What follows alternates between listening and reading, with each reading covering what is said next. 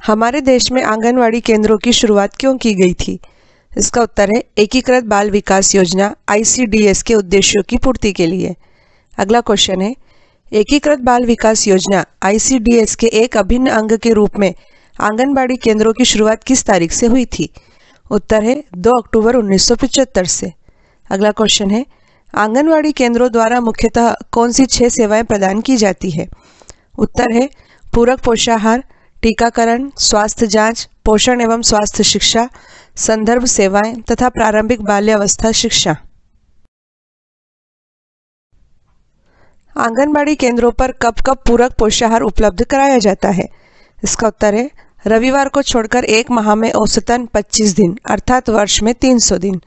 अगला क्वेश्चन है, आंगनबाड़ी कार्यकर्ता किसके साथ मिलकर बालकों और गर्भवती महिलाओं का टीकाकरण करते हैं?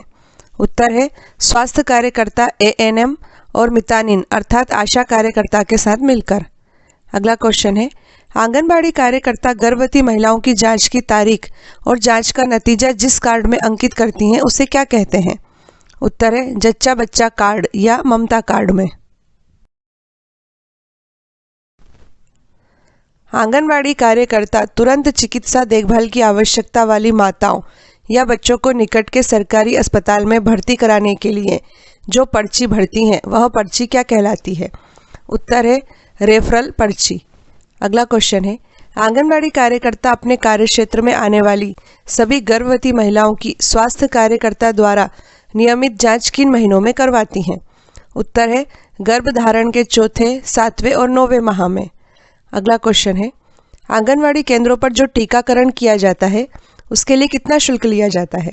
उत्तर है आंगनबाड़ी केंद्रों पर दी जाने वाली सभी 6 सेवाएं मुफ्त होती हैं। ICDS का दूसरा नाम क्या है? क्योंकि ICDS सेवाएं आंगनवाड़ी केंद्रों के विशाल नेटवर्क द्वारा ही प्रदान की जाती हैं। उत्तर है आंगनवाड़ी के कार्यक्रम। अगला क्वेश्चन है, आंगनवाड़ी केंद्र का संचालन कौन करती है?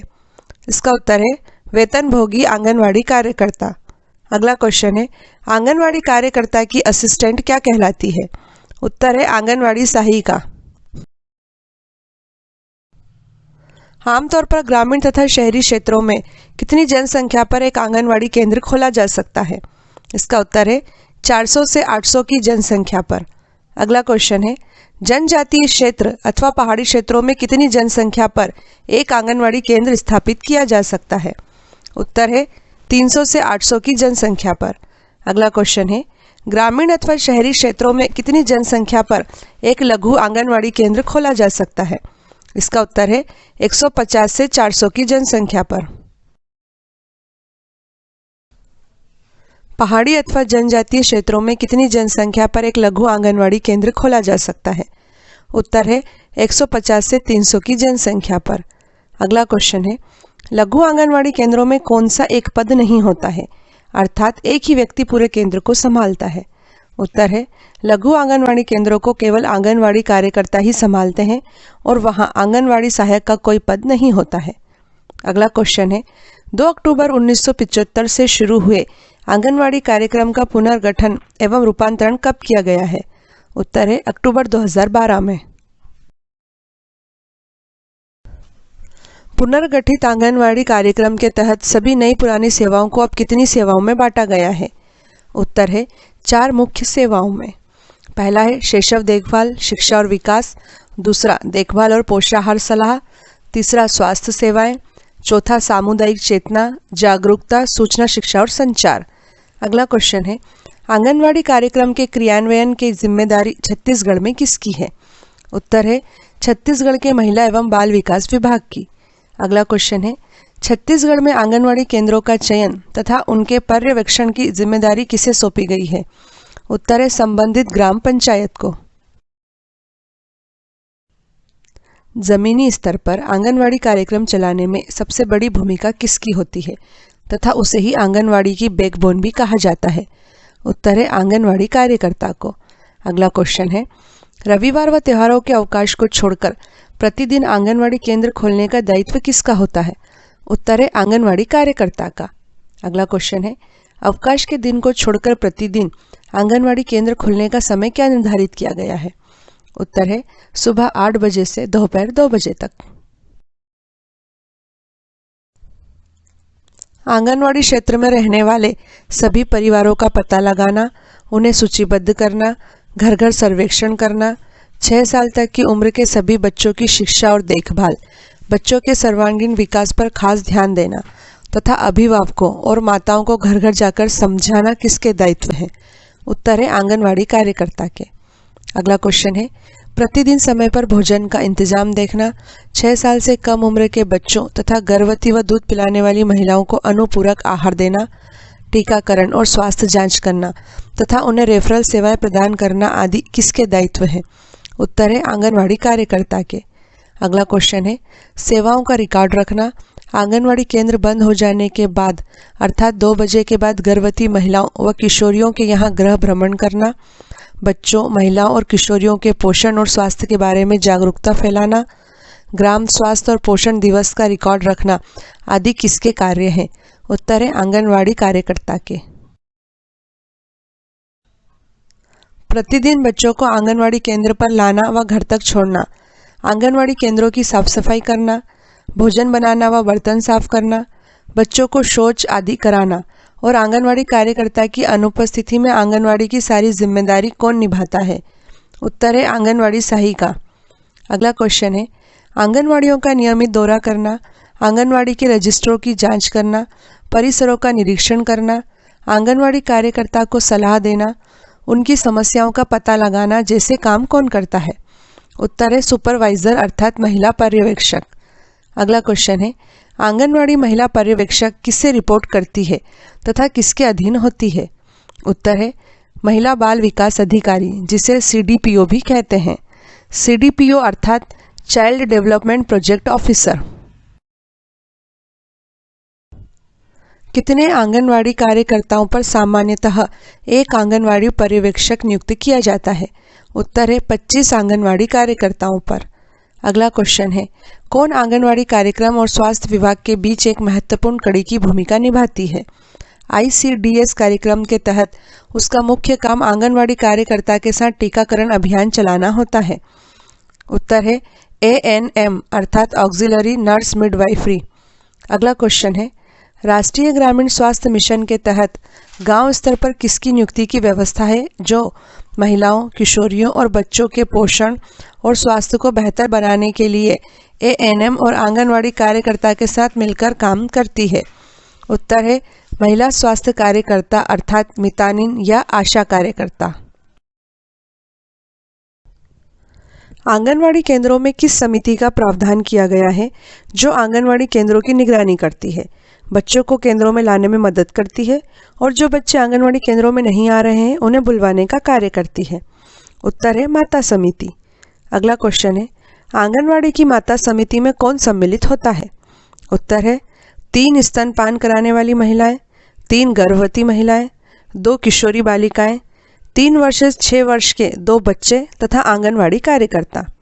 अगला क्वेश्चन है वर्तमान में सुप्रीम कोर्ट के आदेश के अनुसार देश में कितने आंगनवाड़ी केंद्र स्वीकृत हैं? उत्तर है 14 लाख आंगनवाड़ी केंद्र। देश में 14 लाख स्वीकृत आंगनवाड़ी केंद्रों में से अभी वर्तमान में कितने लाख आंगनवाड़ी केंद्र संचालित हैं? उत्तर है 13.87 लाख आंगनवाड़ी केंद्र। अगला क्वेश्चन है छत्तीसगढ़ में लगभग कितने आंगनवाड़ी केंद्र कार्यरत हैं? उत्तर है 46,000 से अधिक। अगला क्वेश्चन है छत्तीसगढ़ में लगभग कितने मिनी आंगनवाड़ी केंद्र कार्यरत हैं? उत्तर है 6,500 से अधिक। आंगनवाड़ी कार्यकर्ताओं को महीने में 6,500 रुपये मानदेय मिलता है। मानदेय में केंद्र सरकार और छत्तीसगढ़ सरकार कितना भुगतान करती है? उत्तर है 4,500 केंद्र सरकार और 2,000 रुपये राज्य सरकार। अगला क्वेश्चन है छत्तीसगढ़ में आंगनवाड़ी सहायिका को कितना मासिक मानदेय मिलता है? उत्तर है 3,250 रुपये मानदेय। अगला क्वेश्चन है आंगनवाड़ी महिला पर्यवेक्षक का वेतनमान ग्रेड क्या है? उत्तर है 5,200 से 20,200 रुपये का वेतन ग्रेड, मैट्रिक्स वेतन लेवल 6। छत्तीसगढ़ में 7 जुलाई से 16 जुलाई 2021 के मध्य हुए वजन त्योहार में राज्य में कितने प्रतिशत बच्चे कुपोषित पाए गए हैं? उत्तर है 18.84% बच्चे कुपोषित पाए गए हैं। अगला क्वेश्चन है, छत्तीसगढ़ में 7 जुलाई से 16 जुलाई 2021 के मध्य हुए वजन त्योहार में राज्य के कितने बच्चे कुपोषित पाए गए हैं? उत्तर है 2,92,985 बच्चे। अगला क्वेश्चन है, 7 जुलाई से 16 जुलाई 2021 के मध्य हुए वजन त्योहार में कितने बच्चों का वजन एवं ऊंचाई को नापकर छत्तीसगढ़ के बच्चों में कुपोषण के स्तर का आकलन किया गया था? उत्तर है 22 लाख बच्चों का। नौनी सुरक्षा योजना किस तारीख से प्रारंभ हुई है, जिसके तहत छत्तीसगढ़ की लड़कियों को 12वीं कक्षा उत्तीर्ण करने तथा 18 वर्ष की आयु को पूरा किए जाने पर छत्तीसगढ़ सरकार द्वारा 1 लाख रुपए की राशि दी जाएगी? उत्तर है 1 अप्रैल 2014 को। अगला क्वेश्चन है, किस तारीख को पहली बार नौनी सुरक्षा योजना के तहत रजिस्टर्ड पहली हितग्राही बालिका को 1 लाख रुपए प्रदान किए जाएंगे? उत्तर है 1 अप्रैल 2032 को। अगला क्वेश्चन है, नौनी सुरक्षा योजना के तहत छत्तीसगढ़ सरकार गरीबी रेखा से नीचे के परिवार में किस तारीख के बाद पैदा हुई लड़कियों को 18 साल का होने के बाद 1 लाख रुपए देगी? उत्तर है 1 अप्रैल 2014 के बाद पैदा हुई लड़कियों को। ICDS योजना का पूर्ण रूप क्या है? उत्तर है इंटीग्रेटेड चाइल्ड डेवलपमेंट स्कीम, जिसे हिंदी में हम समन्वित या एकीकृत बाल विकास योजना या परियोजना कहते हैं।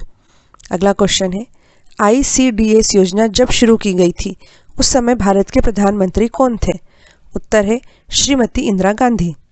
अगला क्वेश्चन है, किस तारीख से एकीकृत बाल विकास योजना ICDS प्रारंभ हुई थी, जिसके अंतर्गत वर्तमान में प्रधानमंत्री मातृ वंदना योजना, मातृत्व लाभ कार्यक्रम, राष्ट्रीय पोषण मिशन जैसी कई योजनाएं आती हैं? उत्तर है 2 अक्टूबर 1975 से। 0 से 6 वर्ष आयु वर्ग के बच्चों के पोषण और स्वास्थ्य की स्थिति में सुधार करना, बच्चों के शारीरिक, मानसिक और सामाजिक विकास की नींव डालना, बच्चों की मृत्यु दर, रुग्णता, कुपोषण और स्कूल छोड़ने की घटनाओं को कम करना, बाल विकास को बढ़ावा देने के लिए विभिन्न विभागों के बीच नीति और कार्यान्वयन के प्रभावी समन्वय को प्राप्त करना, उचित पोषण, स्वास्थ्य और शिक्षा के माध्यम से बच्चे की सामान्य स्वास्थ्य और पोषण संबंधी आवश्यकताओं की देखभाल करने के लिए माताओं का पोषण करना तथा 3 से 6 वर्ष के बच्चों को प्री स्कूलिंग पढ़ाई कराना ICDS योजना के 6 प्रमुख उद्देश्य हैं। 16 वर्ष से अधिक आयु की अनाथ कन्याओं, अविवाहित माताओं, विधवाओं, परित्यागिताओं, तिरस्कृत व बेसहारा महिलाओं को सामाजिक व शैक्षणिक संरक्षण प्रदान करने के लिए छत्तीसगढ़ के किन जिलों में नारी निकेतन संचालित हैं? उत्तर है 3 नारी निकेतन, जो कि रायपुर, अंबिकापुर एवं दंतेवाड़ा में संचालित हैं। अगला क्वेश्चन है, बाल गृह में 18 वर्ष आयु तक के बच्चों को जिन्हें देख रेख व संरक्षण की आवश्यकता होती है, उन्हें आवास, शिक्षण, भोजन, वस्त्र तथा प्रशिक्षण की सुविधा दी जाती है।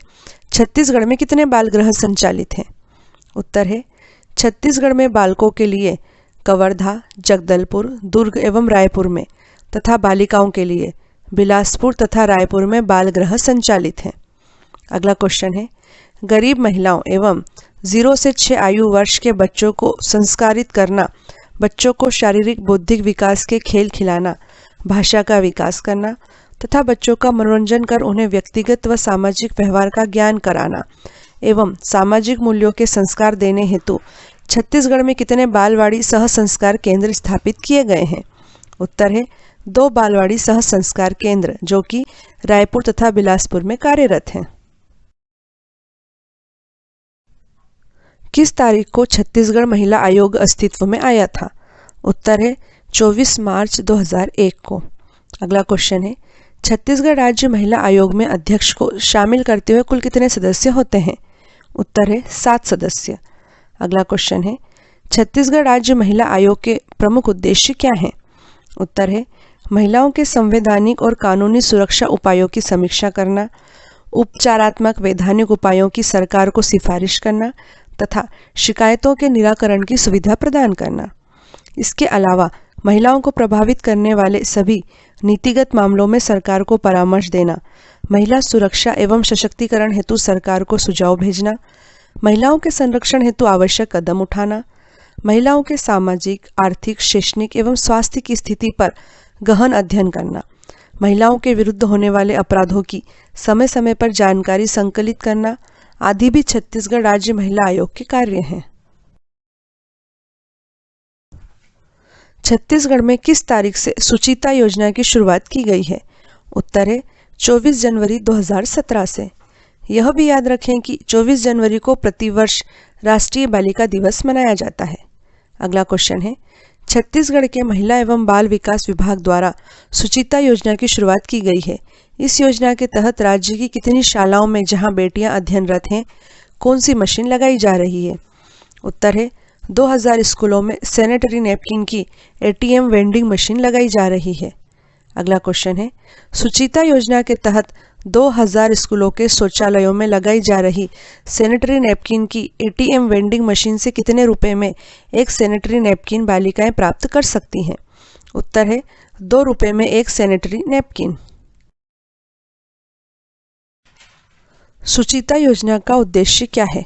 उत्तर है बालिकाओं को सैनिटरी नैपकिन देना तथा उन्हें स्वच्छता के लिए जागरूक करना। अगला क्वेश्चन है, किसके द्वारा वृद्धि निगरानी के लिए बच्चों का वजन, लंबाई, ऊंचाई की माप लेकर रिकॉर्ड अपडेट किया जाता है और संबंधित परिवारों को बच्चों की वृद्धि संबंधी परामर्श दिया जाता है?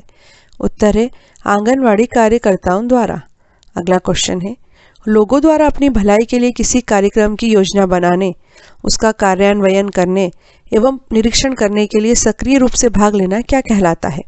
उत्तर है सामुदायिक सहभागिता। बाल विवाह निषेध अधिनियम 2006 किस दिन से लागू किया गया है? उत्तर है 1 नवंबर 2007 से। अगला क्वेश्चन है, निःशुल्क एवं अनिवार्य शिक्षा कानून अर्थात RTE एक्ट वर्ष 2009 में संसद द्वारा पारित किया गया था। यह कानून किस तारीख से पूरे देश में लागू हो गया है? उत्तर है 1 अप्रैल 2010 से। अगला क्वेश्चन है, संयुक्त राष्ट्र बाल अधिकार सम्मेलन 1989 के अनुसार कितने वर्ष तक की आयु वाले व्यक्ति को बालक कहा गया है? उत्तर है 0 से 18 वर्ष तक की आयु वाले व्यक्ति को। राष्ट्रीय महिला आयोग अधिनियम किस वर्ष पारित किया गया था? उत्तर है वर्ष 1990 में। राष्ट्रीय महिला आयोग अधिनियम 1990 के प्रावधानों के तहत जनवरी 1992 में राष्ट्रीय महिला आयोग की स्थापना की गई थी। अगला क्वेश्चन है, राष्ट्रीय महिला आयोग में अध्यक्ष के अतिरिक्त कितने सदस्य होते हैं? उत्तर है 5 सदस्य। अगला क्वेश्चन है, गर्भावस्था में प्लेसेंटा अर्थात गर्भनाल का निर्माण कौन से सप्ताह में प्रारंभ होता है? उत्तर है 6ठे सप्ताह में। नवजात शिशु में कितनी हड्डियां होती हैं जो शिशु की वृद्धि के साथ साथ कुछ समय के बाद आपस में चिपककर 206 हड्डियों में बदल जाती हैं? उत्तर है 300 हड्डियां। अगला क्वेश्चन है, गरीब गर्भवती महिलाओं को पंजीकृत स्वास्थ्य संस्थाओं में प्रसव के लिए प्रोत्साहित करने तथा महिलाओं और नवजात शिशुओं की मृत्यु दर को कम करने के लिए जननी सुरक्षा योजना कब से प्रारंभ की गई है? उत्तर है 12 अप्रैल 2005 से। अगला क्वेश्चन है, बाल विवाह निषेध अधिनियम 2006 के अनुसार महिलाओं में बालक का अर्थ है कि वह व्यक्ति जिसकी उम्र कितने वर्ष से कम है? उत्तर है 18 वर्ष से कम। सितंबर 2014 में launch India newborn action plan INAP, जिसे हिंदी में भारत नवजात कार्य योजना कहते हैं, का लक्ष्य क्या है? उत्तर है नवजात मृत्यु दर को 2030 तक 1 अंक अर्थात 1 डिजिट में लाना। अगला क्वेश्चन है, घरेलू हिंसा से महिला संरक्षण अधिनियम 2005 में कौन सी अपहानि शामिल है? उत्तर है इस अधिनियम में मानसिक एवं शारीरिक अपहानि दोनों शामिल है। अगला क्वेश्चन है, बच्चे में प्रथम दांत दिखने की औसत आयु क्या होती है? उत्तर है 6 माह। भारत सरकार के स्वास्थ्य एवं परिवार कल्याण मंत्रालय ने किस तारीख को मिशन इंद्रधनुष की शुरुआत की थी? उत्तर है 25 दिसंबर 2014 को। अगला क्वेश्चन है, मिशन इंद्रधनुष किससे संबंधित है? उत्तर है टीकाकरण से। अगला क्वेश्चन है, मिशन इंद्रधनुष जो कि यूनिवर्सल टीकाकरण कार्यक्रम है में कितने टीकों को शामिल किया गया है? उत्तर है 12 टीकों को। मिशन इंद्रधनुष में शामिल 12 टीके इस प्रकार हैं: तपेदिक, poliomyelitis, hepatitis B, diphtheria, pertussis, tetanus, खसरा, rubella, rotavirus, haemophilus influenza type B, जापानी एन्सेफ्लाइटिस और न्यूमोकोकस के खिलाफ टीका। सघन मिशन इंद्रधनुष 1.0 किस वर्ष प्रारंभ हुआ था? उत्तर है वर्ष 2017 में। अगला क्वेश्चन है, सघन मिशन इंद्रधनुष 2.0 किस वर्ष प्रारंभ हुआ था? उत्तर है वर्ष 2019 में। अगला क्वेश्चन है, सघन मिशन इंद्रधनुष 3.0 किस वर्ष प्रारंभ हुआ था? उत्तर है वर्ष 2021 में। सघन मिशन इंद्रधनुष 1.0, 2.0 तथा 3.0 का उद्देश्य नियमित टीकाकरण में छूटे बच्चों और गर्भवती महिलाओं को कवर करना है। महिलाओं का कार्यस्थल पर लैंगिक उत्पीड़न अधिनियम वर्ष 2013 में संसद द्वारा पारित किया गया था। यह कानून किस तारीख से लागू हुआ है? उत्तर है 9 दिसंबर 2013 से। अगला क्वेश्चन है, महिला उद्यमियों की ज़रूरतों को पूरा करने की महिला ई हार्ट योजना किसकी संयुक्त पहल है? उत्तर है भारत के महिला एवं बाल विकास मंत्रालय और राष्ट्रीय महिला कोष की। अगला क्वेश्चन है, संयुक्त राष्ट्र बाल अधिकार कन्वेंशन 1989 के अनुसार कितने वर्ष तक की आयु वाले व्यक्ति को बालक कहा गया है? उत्तर है 0 से 18 वर्ष तक की आयु वाले व्यक्ति को। खसरा रोग किस आयु वर्ग के बच्चों को सर्वाधिक प्रभावित करता है? उत्तर है 6 माह से 3 वर्ष तक के बच्चों को। अगला क्वेश्चन है, 2 अक्टूबर 1975 से प्रारंभ हुई समेकित बाल विकास परियोजना ICDS के हितग्राही कौन है? उत्तर है गर्भवती माताएं, स्तनपान कराने वाली माताएं तथा विद्यालय पूर्व छात्र। अगला क्वेश्चन है, 2.5 माह की आयु में अर्थात जन्म के 10वें सप्ताह में शिशु को कौन सा टीका लगाया जाता है? उत्तर है DPT का दूसरा टीका। गौरतलब है कि DPT टीके की 3 प्राथमिक खुराक शिशु के जन्म के 6ठे सप्ताह की उम्र से 4 सप्ताह के अंतराल पर 10वें और 14वें सप्ताह में दी जाती है। इसके बाद 2 बूस्टर डोज 15 से 18 महीने और 5 साल में दिए जाते हैं। इस प्रकार DPT के कुल 5 डोज दिए जाते हैं। कौन से विटामिन जल में घुलनशील होते हैं? इसका उत्तर है विटामिन बी और विटामिन सी जल में घुलनशील होते हैं। गौरतलब है कि जल में घुलनशील विटामिन को शरीर में संग्रहित नहीं किया जाता है। अगला क्वेश्चन है, कौन से विटामिन वसा में घुलनशील होते हैं? उत्तर है विटामिन ए, डी, ई और के वसा में घुलनशील होते हैं। वसा में घुलनशील विटामिन आहार में वसा के साथ अवशोषित होते हैं और इसे शरीर के वसा युक्त ऊतक में संग्रहित किया जाता है। अगला क्वेश्चन है, आंगनवाड़ी केंद्रों के माध्यम से कौन सी सुविधाएं दी जाती हैं? उत्तर है स्वास्थ्य जांच, प्राथमिक टीकाकरण, पूरक पोषण आहार तथा विद्यालय पूर्व प्राथमिक शिक्षा। हेपेटाइटिस रोग मनुष्य के किस अंग को क्षतिग्रस्त करता है? उत्तर है यकृत अर्थात लीवर को। अगला क्वेश्चन है, रक्त में, लिम्फ अर्थात लसिका में, प्रोटोप्लाज्म अर्थात कोशिका द्रव में तथा बाइल जूस अर्थात पित्त रस में से किस एक में प्रोटीन नहीं पाया जाता है? उत्तर है बाइल जूस अर्थात पित्त रस में। अगला क्वेश्चन है, महिलाओं में गर्भावस्था के दौरान स्तनों में दुग्ध निर्माण हेतु होने वाले परिवर्तन के लिए कौन सा हार्मोन उत्तरदायी होता है? उत्तर है प्रोजेस्टेरोन हार्मोन। टोकोफेरॉल के नाम से जाना जाने वाला विटामिन कौन सा है? उत्तर है विटामिन ई। अगला क्वेश्चन है, पूर्ण गर्भावस्था अर्थात गर्भावस्था के अंतिम 9वें माह में गर्भवती महिला के वजन में कितनी वृद्धि होती है? इसका उत्तर है 10 से 12 किलोग्राम की। अगला क्वेश्चन है, किशोरावस्था में बालिकाओं हेतु आयरन की कितनी आवश्यकता होती है? उत्तर है 28 से 30 मिलीग्राम प्रतिदिन। चिकन पॉक्स अर्थात चेचक के टीके की खोज किसने की थी? इसका उत्तर है एडवर्ड जेनर ने। अगला क्वेश्चन है, एड्स का पूरा नाम अर्थात फुल फॉर्म क्या है? उत्तर है एक्वायर्ड इम्यूनो डिफिशियंसी सिंड्रोम। अगला क्वेश्चन है, ठंडी जलवायु वाले प्रदेशों में रहने वाले लोगों में ऊर्जा की कैसी आवश्यकता होती है? उत्तर है अधिक ऊर्जा की आवश्यकता। पोलियो का वायरस बच्चे के किस तंत्र को सर्वाधिक प्रभावित करता है? उत्तर है नर्वस सिस्टम अर्थात तंत्रिका तंत्र को। अगला क्वेश्चन है, महिलाओं की आधारीय चयापचय की दर अर्थात BMI पुरुषों की तुलना में कैसी होती है? उत्तर है पुरुषों की तुलना में कम होती है। अगला क्वेश्चन है, गर्भावस्था की पुष्टि हेतु किसकी जांच की जाती है? उत्तर है यूरिन अर्थात मूत्र की जांच। महिलाओं में पूर्ण गर्भावस्था की अवधि कितने दिनों की होती है? उत्तर है 280 दिन।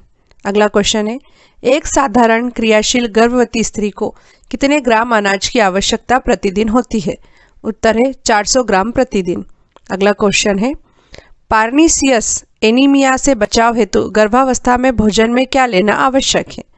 उत्तर है विटामिन B12। दूध तथा दूध से बने पदार्थ, बंद गोभी अर्थात पत्ता गोभी तथा अंडा गर्भवती महिला को किस तत्व की आवश्यकता की पूर्ति हेतु लेना चाहिए? उत्तर है कैल्शियम की आवश्यकता की पूर्ति हेतु। अगला क्वेश्चन है, पीलिया मनुष्य के शरीर के किस अंग को प्रभावित करता है? उत्तर है लीवर अर्थात यकृत को। अगला क्वेश्चन है, राष्ट्रीय फाइलेरिया उन्मूलन कार्यक्रम कब प्रारंभ किया गया था? उत्तर है 1955 में। मीजल्स का टीका बच्चे को कब लगता है? उत्तर है जब बच्चा 9 माह का हो जाता है तब। अगला क्वेश्चन है, जन्म से लेकर 1 वर्ष तक की आयु क्या कहलाती है? उत्तर है इन्फेंसी अर्थात शैशवावस्था।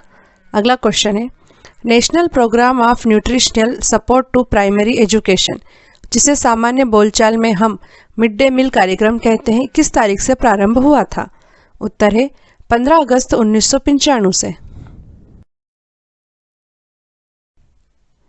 भारतीय आयुर्विज्ञान अनुसंधान परिषद अर्थात ICMR के अनुसार गर्भावस्था के दौरान महिलाओं को कितनी अतिरिक्त ऊर्जा अर्थात एक्स्ट्रा कैलोरीज की आवश्यकता होती है? उत्तर है 300 कैलोरीज प्रतिदिन। अगला क्वेश्चन है, पोटेशियम, फास्फोरस, कैल्शियम तथा आयरन में से कौन सा तत्व हमारे शरीर का एक माइक्रो न्यूट्रिएंट्स अर्थात सूक्ष्म पोषक तत्व है? उत्तर है आयरन अर्थात लोहा। अगला क्वेश्चन है, एड्स, टिटनेस, डिप्थीरिया, व्हूपिंग कफ अर्थात काली खांसी में से किस एक का टीका अब तक तैयार नहीं हुआ है? उत्तर है एड्स का। जन्म से 4 माह तक के बच्चे का आहार क्या होना चाहिए? उत्तर है केवल मां का दूध। अगला क्वेश्चन है, कौन सी वैक्सीन लगाकर टीबी की प्राथमिक रोकथाम की जा सकती है? उत्तर है BCG वैक्सीन लगाकर। अगला क्वेश्चन है, बालवाड़ी पोषण कार्यक्रम की शुरुआत भारत सरकार के समाज कल्याण विभाग द्वारा किस वर्ष की गई थी? उत्तर है 1970 में। पोलियो को चिकित्सा विज्ञान की भाषा में क्या कहा जाता है? उत्तर है पोलियोमाइलिटिस। अगला क्वेश्चन है, टाइफाइड में शरीर का कौन सा अंग सर्वाधिक प्रभावित होता है? उत्तर है इंटेस्टाइन्स अर्थात आंतें। अगला क्वेश्चन है, शरीर का तापक्रम बढ़ने अर्थात बुखार आने पर चयापचय की दर अर्थात मेटाबॉलिक रेट पर क्या प्रभाव पड़ता है? उत्तर है चयापचय की दर बढ़ जाती है। किसी व्यक्ति की क्रियाशीलता बढ़ने पर प्रोटीन की मात्रा पर क्या प्रभाव पड़ता है? उत्तर है प्रोटीन की मात्रा स्थिर रहती है। अगला क्वेश्चन है, पल्स पोलियो अभियान का प्रथम चरण कब प्रारंभ हुआ था? उत्तर है दिसंबर 1995 में। अगला क्वेश्चन है, एप्लाइड न्यूट्रिशन प्रोग्राम ANP, जिसे हिंदी में व्यवहारिक पोषाहार कार्यक्रम कहते हैं, की शुरुआत 1959 में सर्वप्रथम किस राज्य में हुई थी? उत्तर है उड़ीसा में। यह भी याद रखें कि व्यवहारिक पोषाहार कार्यक्रम 1963 से पूरे देश में लागू हो गया है। छत्तीसगढ़ में किस योजना के अंतर्गत वजन त्योहार का आयोजन किया जाता है? इसका उत्तर है मुख्यमंत्री सुपोषण मिशन के अंतर्गत। अगला क्वेश्चन है, छत्तीसगढ़ के आंगनवाड़ी केंद्रों द्वारा किस आयु के बच्चों का वजन तथा ऊंचाई ज्ञात की जाती है? उत्तर है 5 वर्ष से कम आयु के बच्चों का। अगला क्वेश्चन है, वजन त्योहार का आयोजन क्यों किया जाता है? उत्तर है बच्चों के पोषण स्तर के आकलन के लिए। वजन त्योहार में बच्चों का वजन, ऊंचाई तथा जन्म तिथि ज्ञात कर लेने के बाद किस तरीके से पोषण स्तर ज्ञात किया जाता है? इसका उत्तर है जानकारी को ऑनलाइन सॉफ्टवेयर में एंट्री कर पोषण स्तर ज्ञात किया जाता है। अगला क्वेश्चन है वजन त्योहार से हर साल प्रत्येक बच्चे की जानकारी सॉफ्टवेयर में दर्ज हो जाने से राज्य में कुपोषित बच्चों की स्थिति का डाटाबेस तैयार हो जाता है। इससे क्या होता है? उत्तर है कुपोषण कम करने की कार्य योजना बनाने में मदद मिलती है। अगला क्वेश्चन है वजन त्योहार अभियान में 11 से 18 वर्ष की किशोरी बालिकाओं को भी शामिल किया जाता है। वजन त्योहार अभियान में किशोरी बालिकाओं की कौन सी जांच होती है? उत्तर है किशोरी बालिकाओं के हीमोग्लोबिन लेवल की जांच के साथ बीएमआई भी ज्ञात किया जाता है। फेफड़े को छोड़कर अन्य किसी अंग के क्षय रोग अर्थात टीबी से पीड़ित रोगियों को क्या कहा जाता है? उत्तर है एक्स्ट्रा पल्मोनरी टीबी के मरीज। अगला क्वेश्चन है integrated child development scheme ICDS के अंतर्गत 6 वर्ष तक की आयु वाले बच्चों को दिए जाने वाले प्रोटीन की मात्रा कितनी निर्धारित है? उत्तर है 8 से 10 ग्राम। अगला क्वेश्चन है दस्त अर्थात डायरिया होने पर बच्चे को क्या देना चाहिए? उत्तर है नमक व शक्कर का घोल तथा गंभीर स्थिति में अंतःशिरीय इंट्रावीनस चिकित्सा। वह देखभाल क्या कहलाती है जो प्रसव आरंभ होने के बाद आरंभ होती है और प्रसव के बाद तक चलती है, जिसमें माता और शिशु की जांच करना शामिल होता है? उत्तर है प्रसवकालीन देखभाल अर्थात इंट्रानेटल केयर। अगला क्वेश्चन है विशिष्ट भौगोलिक क्षेत्र में किसी रोग जैसे हैजा, मलेरिया आदि की लगातार उपस्थिति अर्थात उस क्षेत्र में काफी समय से इस प्रकार की बीमारी हो रही हो को क्या कहते हैं?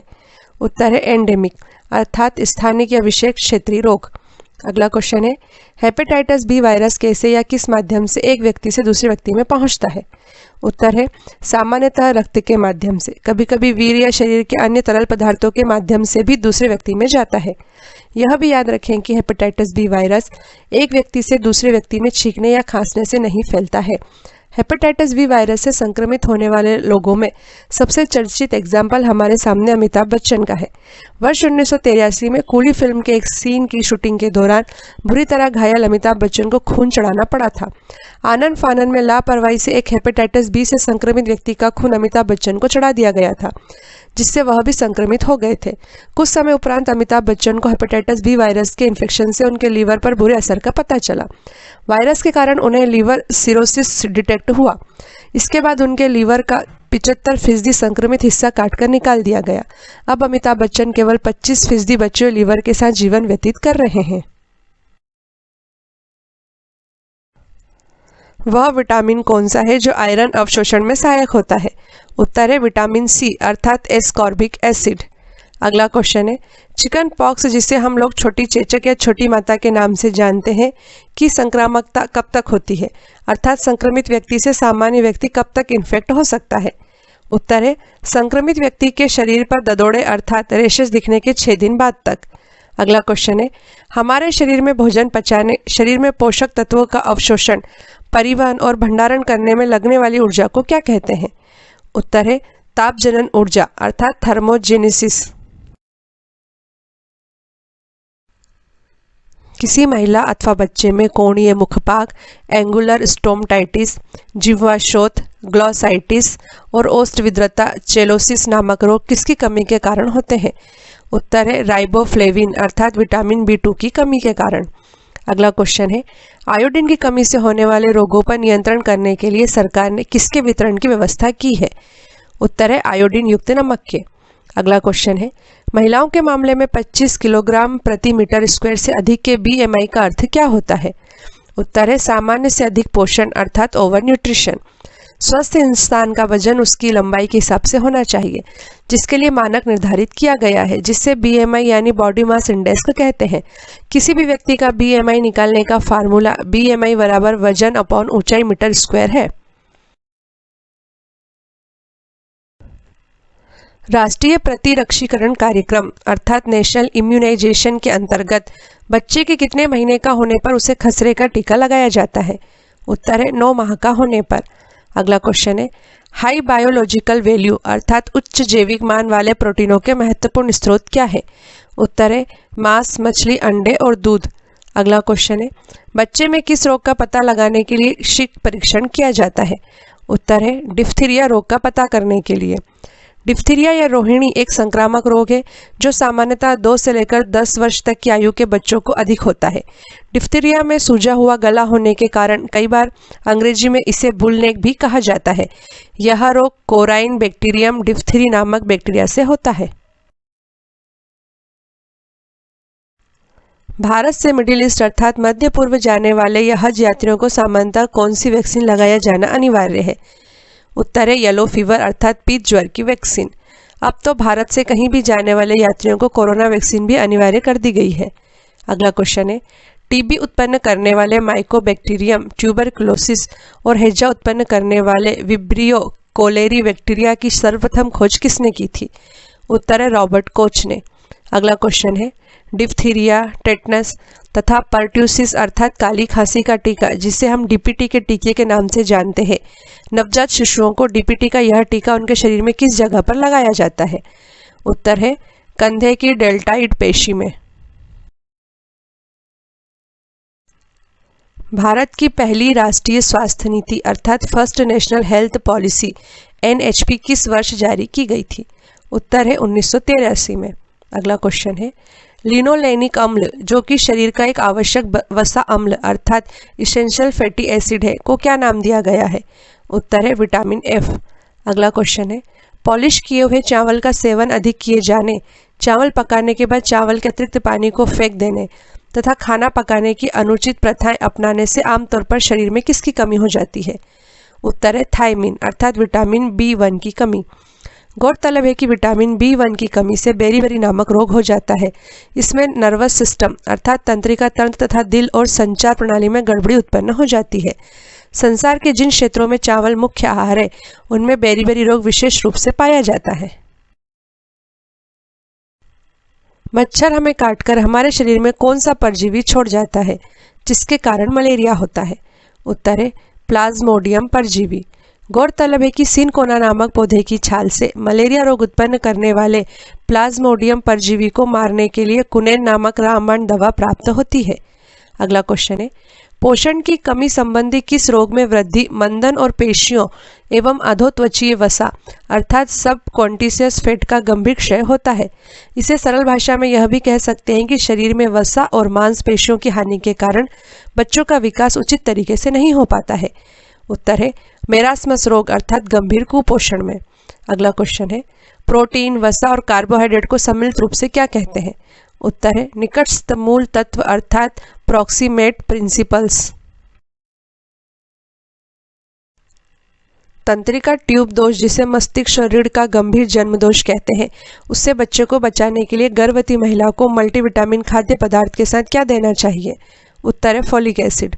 अगला क्वेश्चन है, किस विटामिन में एंटीऑक्सीडेंट के गुण होते हैं अर्थात कोशिकाओं को मुक्त कणों से होने वाले नुकसान से बचाने में मदद करते हैं?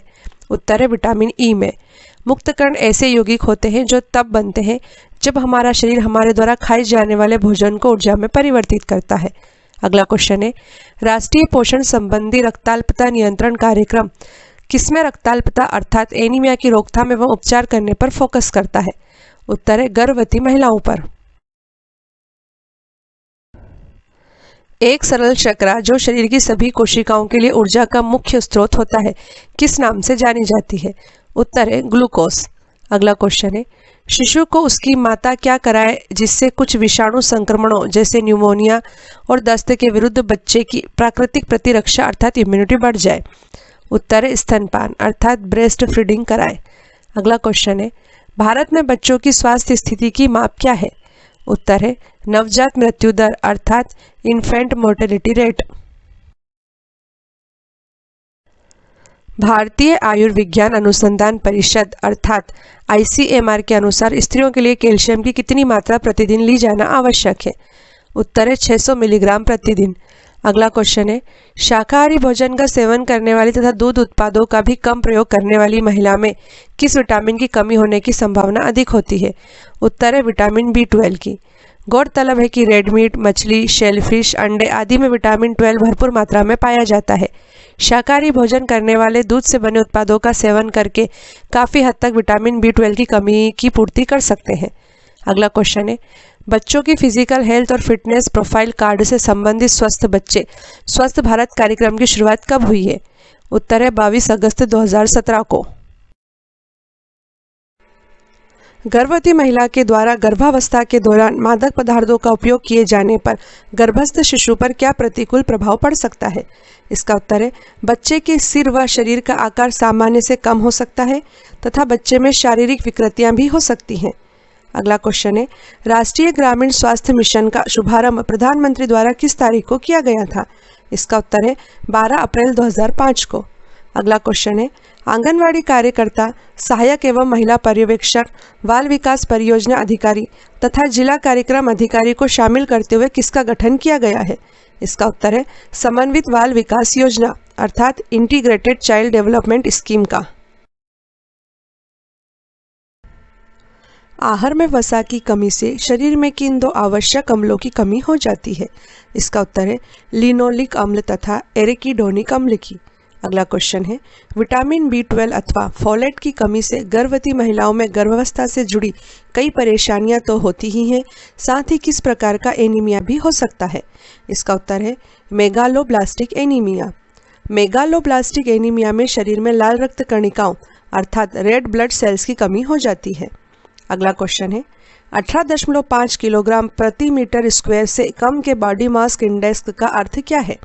इसका उत्तर है सामान्य से कम पोषण अर्थात कुपोषण। स्वस्थ इंसान का वजन उसकी लंबाई के हिसाब से होना चाहिए, जिसके लिए मानक निर्धारित किया गया है, जिसे BMI यानी बॉडी मास इंडेक्स कहते हैं।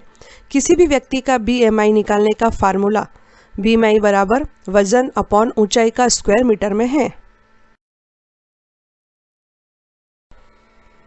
टीबी का उचित निदान एवं केस प्रबंधन सुनिश्चित करना, टीबी संचरण की गति को घटाना तथा निगरानी तंत्र स्थापित करने हेतु देश में कौन सा कार्यक्रम चलाया जा रहा है? इसका उत्तर है राष्ट्रीय ट्यूबरकुलोसिस कार्यक्रम। अगला क्वेश्चन है, किस एसिड की टेबलेट्स देकर गर्भवती महिलाओं में विटामिन B12 की कमी से उत्पन्न मेगालोब्लास्टिक एनीमिया को ठीक किया जा सकता है? इसका उत्तर है फोलिक एसिड की टेबलेट्स देकर। अगला क्वेश्चन है, हमारे भोजन में प्रयुक्त होने वाला खाद्य तेल किसका समृद्ध स्रोत होता है? इसका उत्तर है PUFA अर्थात पॉली अनसैचुरेटेड फैटी एसिड का। गले का घेंगा अर्थात गोइटर रोग तथा बच्चों में जड़ वामनता अर्थात क्रेटिनिज्म नामक रोग किस पोषक तत्व की न्यूनता के कारण होता है? इसका उत्तर है आयोडीन की कमी के कारण। अगला क्वेश्चन है, किस वित्तीय वर्ष से सार्वत्रिक प्रतिरक्षीकरण कार्यक्रम अर्थात यूनिवर्सल इम्यूनाइजेशन प्रोग्राम में हेपेटाइटिस B वैक्सीन अर्थात टीके को शामिल किया गया था? इसका उत्तर है वित्तीय वर्ष 2002-2003 से। अगला क्वेश्चन है, राष्ट्रीय अंधता नियंत्रण कार्यक्रम अर्थात national programme for control of blindness के अनुसार देश में अंधता का मुख्य कारण कौन सी बीमारी है? इसका उत्तर है मोतियाबिंद अर्थात कैटरेक्ट। गर्भवती महिलाओं को किन चीज़ों से बचने की सलाह डॉक्टर देते हैं? इसका उत्तर है शराब, धूम्रपान, कैफीन तथा कृत्रिम रंगों का प्रयोग करने वाले खाद्य पदार्थों से। अगला क्वेश्चन है, मैग्नीशियम, फॉस्फेट तथा कैल्शियम नामक खनिज पदार्थ हमारे शरीर में मुख्यतः कहाँ पाए जाते हैं? इसका उत्तर है हड्डियों में। अगला क्वेश्चन है, ऊतक संश्लेषण की गति बढ़ने, सक्रिय ऊतक द्रव्यमान में वृद्धि होने और हृदयवाहिकीय एवं श्वसन कार्य में वृद्धि होने के कारण आधारिक चयापचय अर्थात बेसल मेटाबॉलिज्म में वृद्धि किसमें तथा कब होती है? इसका उत्तर है महिलाओं में गर्भावस्था के दौरान।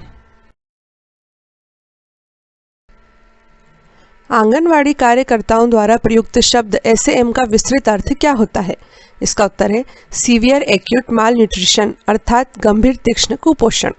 अगला क्वेश्चन है, गर्भावस्था में महिलाओं में ऊर्जा की आवश्यकता क्यों बहुत अधिक बढ़ जाती है? इसका उत्तर है क्योंकि गर्भस्थ शिशु और गर्भनाल में वृद्धि होती है, इसके साथ ही मात्र ऊतकों में भी वृद्धि होती है। अगला क्वेश्चन है, राष्ट्रीय टीकाकरण कार्यक्रम के अनुसार गर्भवती महिला के लिए कौन सा टीका लगवाना सबसे ज्यादा महत्वपूर्ण है? इसका उत्तर है टेटेनस टॉक्साइड का टीका। पोषक आहार जो सभी वृहद एवं सूक्ष्म पोषक तत्वों से युक्त होता है क्या कहलाता है? इसका उत्तर है संतुलित आहार अर्थात बैलेंस्ड डाइट। अगला क्वेश्चन है, गर्भवती महिलाओं को टेटेनस टॉक्साइड का टीका क्यों लगाया जाता है? इसका उत्तर है जीवाणु संक्रमण अर्थात बैक्टीरियल इन्फेक्शन से बचाव के लिए। अगला क्वेश्चन है कब भोजन के पाचन के दौरान आयरन का शरीर में अवशोषण घट जाता है? इसका उत्तर है जब आंतों की गतिशीलता अधिक हो जाए तथा शरीर में फाइलेट और ऑक्जेलेट की उपस्थिति भी हो।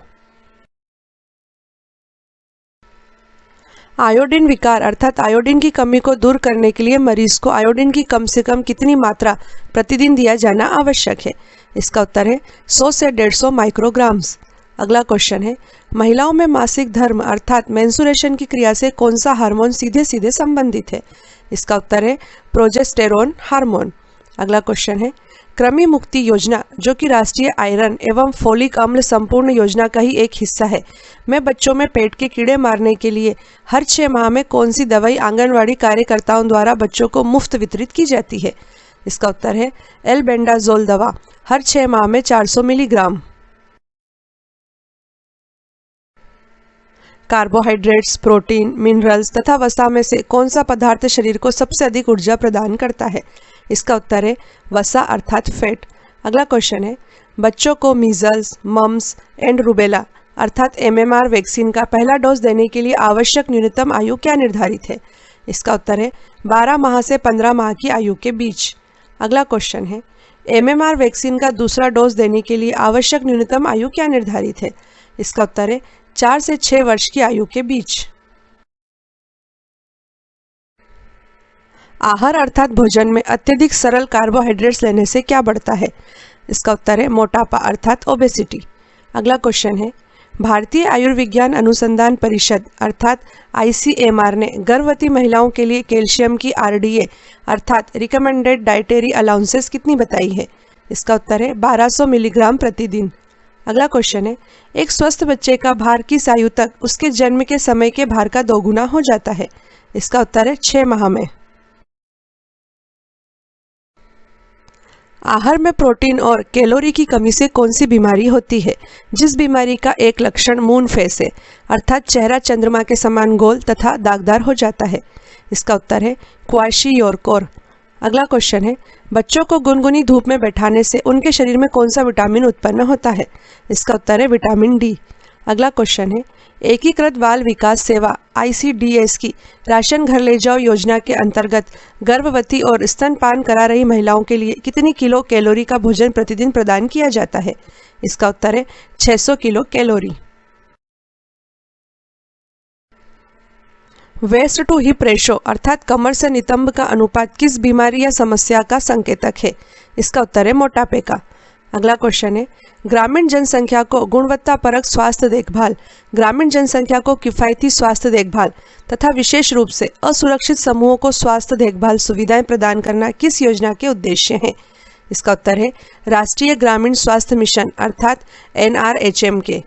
अगला क्वेश्चन है वृद्धि, ऊर्जा, मरम्मत और रखरखाव के लिए शरीर को किस पदार्थ की आवश्यकता होती है? इसका उत्तर है प्रोटीन की। भारतीय संदर्भ में पुरुष एवं महिला का आदर्श शरीर भार क्रमशः कितना है? इसका उत्तर है 60 किलोग्राम पुरुष का एवं 55 किलोग्राम महिला का। अगला क्वेश्चन है प्रति 1 लाख गर्भावस्थाओं पर गर्भवती महिलाओं की मृत्यु की संख्या या दर क्या कहलाती है? इसका उत्तर है मातृ मृत्यु दर अर्थात मैटरनल मोर्टेलिटी रेट। अगला क्वेश्चन है संतुलित आहार में कार्बोहाइड्रेट से प्राप्त कुल कैलोरी का प्रतिशत कितना होना चाहिए? इसका उत्तर है 60 से 70% के बीच। किस दौरान महिला की हेपेटाइटिस बी तथा डाउन सिंड्रोम की जांच की जानी चाहिए? इसका उत्तर है गर्भावस्था के दौरान। अगला क्वेश्चन है भारतीय आयुर्विज्ञान अनुसंधान परिषद अर्थात ICMR ने गर्भवती महिलाओं के लिए प्रतिदिन आवश्यक अतिरिक्त प्रोटीन की मात्रा कितनी बताई है? इसका उत्तर है 27.2 ग्राम। अगला क्वेश्चन है यदि किसी बच्चे को या महिला को डेंगू बुखार हो जाए तो इस दौरान उनके शरीर में किसकी संख्या बहुत घट जाएगी? इसका उत्तर है खून में उपस्थित प्लेटलेट्स की संख्या। डिफ्थीरिया, काली खांसी तथा हैजा बीमारियां किससे होती है? इसका उत्तर है बैक्टीरिया अर्थात जीवाणुओं से। अगला क्वेश्चन है भारत सरकार ने पोषण संबंधी रक्ताल्पता रोग निरोध कार्यक्रम अर्थात न्यूट्रिशनल एनीमिया प्रोफिलैक्सिस प्रोग्राम किस वर्ष से आरंभ किया है? इसका उत्तर है 1970 से। अगला क्वेश्चन है कई गर्भवती महिलाओं को थोड़ी उबकाई या उल्टियां आना तथा मॉर्निंग सिकनेस होती है। यह परेशानी गर्भावस्था के किन महीनों में विशेष रूप से होती है? इसका उत्तर है गर्भावस्था के पहले से तीसरे महीने के दौरान।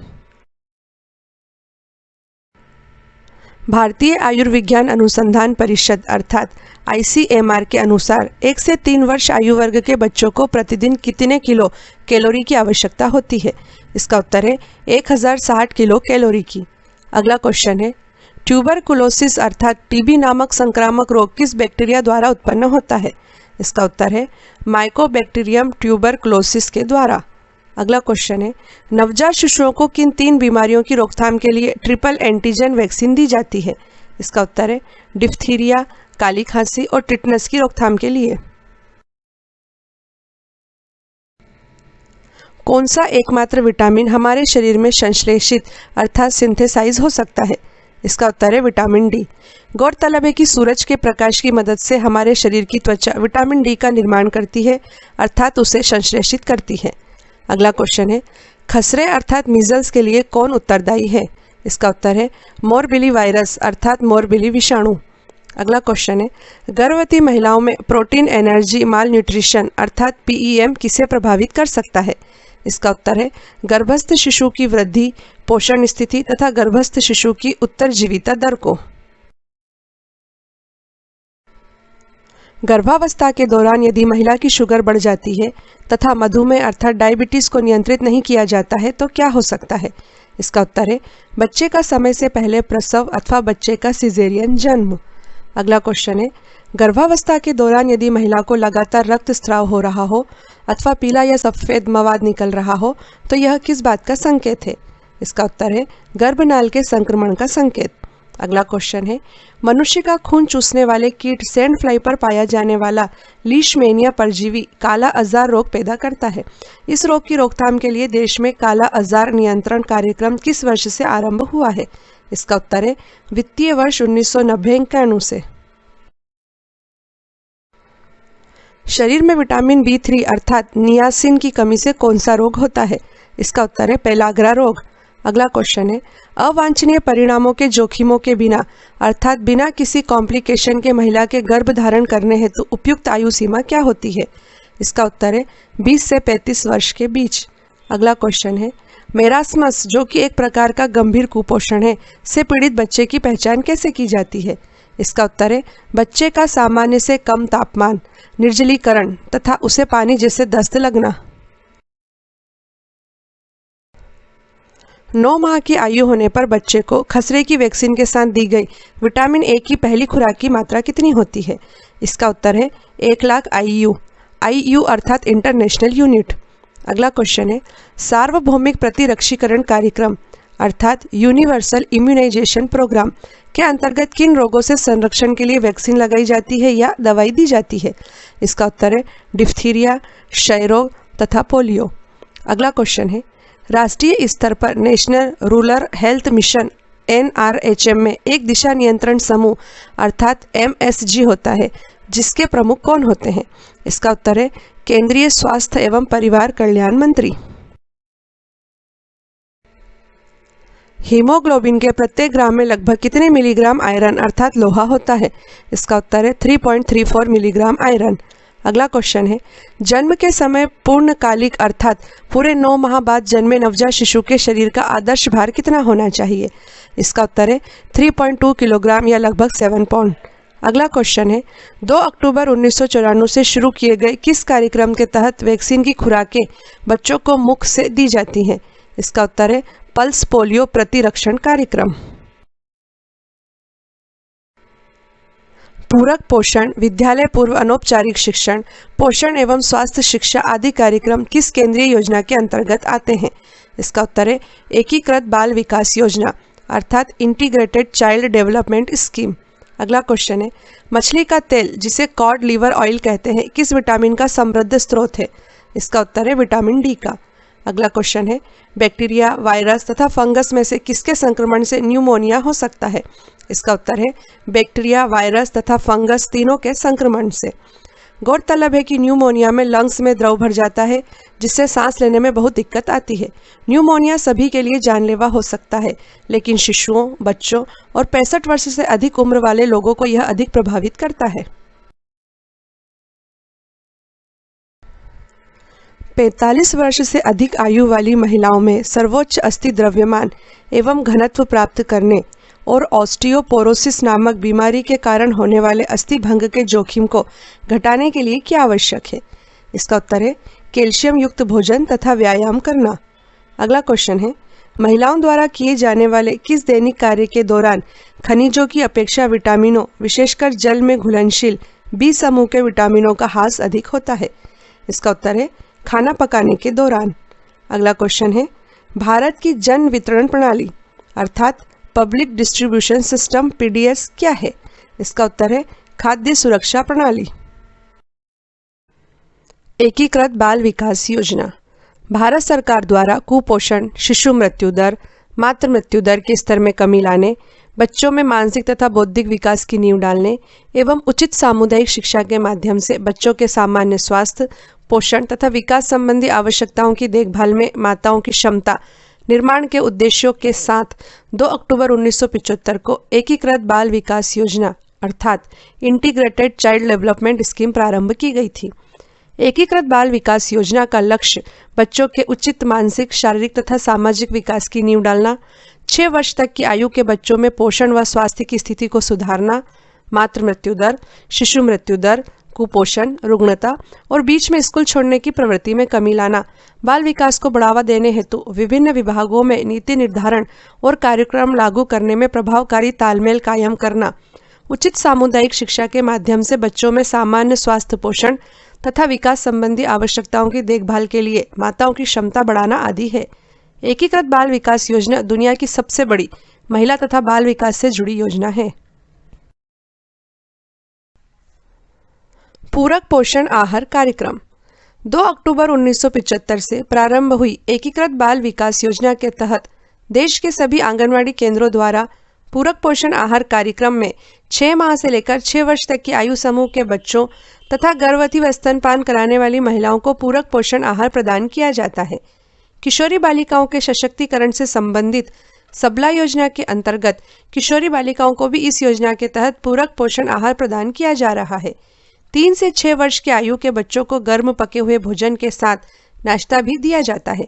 नाश्ते में रेडी टू ईट फूड, उबला भीगा चना, देसी गुड़, भुना मूंगफली दाना, गुड़ प्रतिदिन अलग अलग नाश्ता चक्रानुक्रम में प्रदाय किया जाता है।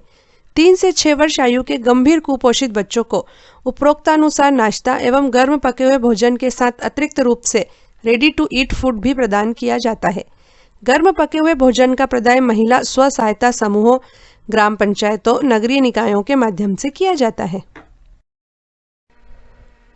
नवाभियान योजना घरेलू हिंसा से महिलाओं का संरक्षण अधिनियम 2005 के क्रियान्वयन के लिए छत्तीसगढ़ शासन के महिला एवं बाल विकास विभाग द्वारा नवाभियान योजना संचालित की जा रही है।